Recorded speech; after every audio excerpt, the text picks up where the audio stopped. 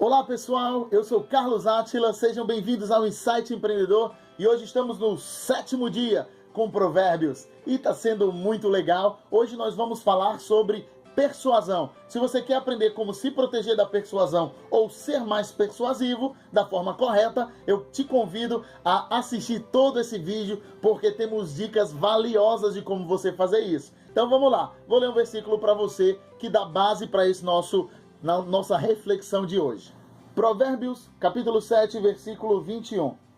Com a sedução das palavras, o persuadiu e o atraiu com a doçura dos seus lábios. O livro de Provérbios ele foi escrito há milhares de anos atrás, tá?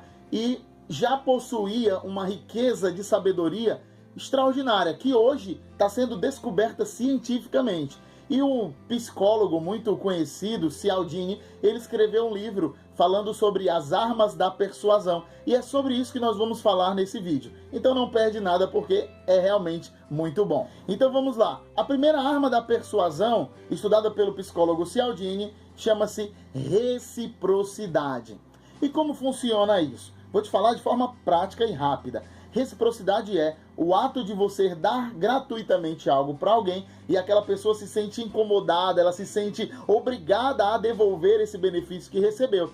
Muitas pessoas usam isso hoje na produção de conteúdo, alguns aplicativos que dão 30% de forma gratuita do aplicativo e para você continuar amplificando a sua utilização do aplicativo, você precisa pagar. Então aquele percentual do aplicativo que foi entregue gratuito, ele depois é revertido de volta com um gatilho de reciprocidade onde a pessoa pensa, eu já ganhei tanto usando esse aplicativo, eu vou pagar agora para usar mais dele, tá? Então o gatilho de reciprocidade ele funciona mais ou menos assim. É como alguém que ajuda outra pessoa a resolver um problema seu e naturalmente aquela pessoa que foi ajudada se sente obrigada a devolver o benefício a qual recebeu, seja contratando, pagando, indicando. Isso é reciprocidade.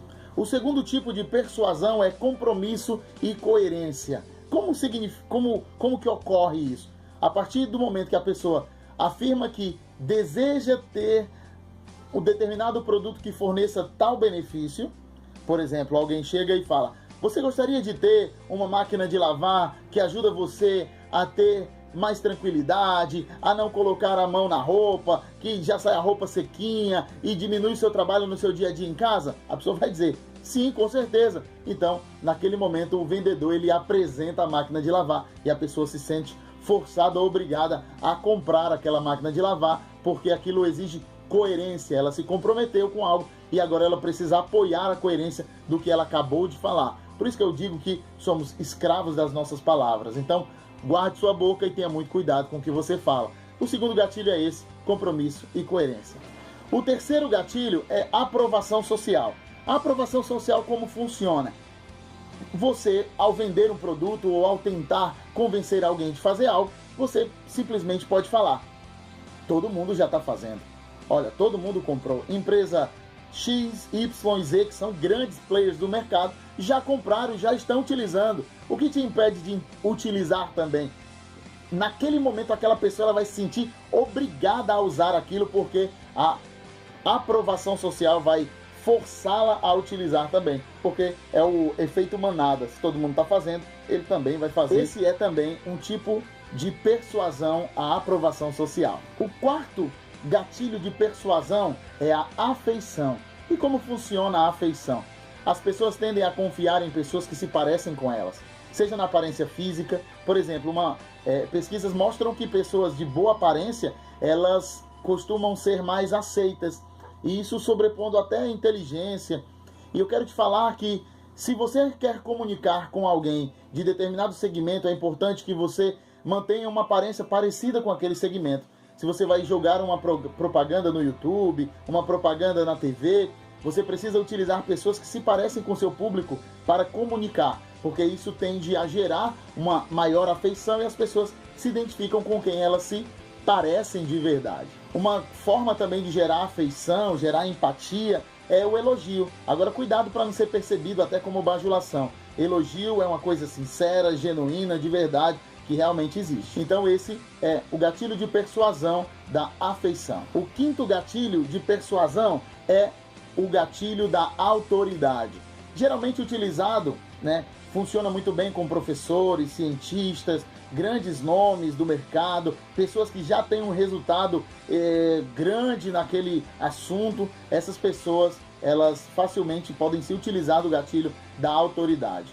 E, naturalmente, as pessoas tendem a reconhecer quem tem autoridade e, em consequência, seguir cada uma das dicas que aquelas autoridades estão ali falando. Às vezes, a pessoa apenas precisa ser um grande nome, por exemplo, um ator de um grande filme, de uma novela.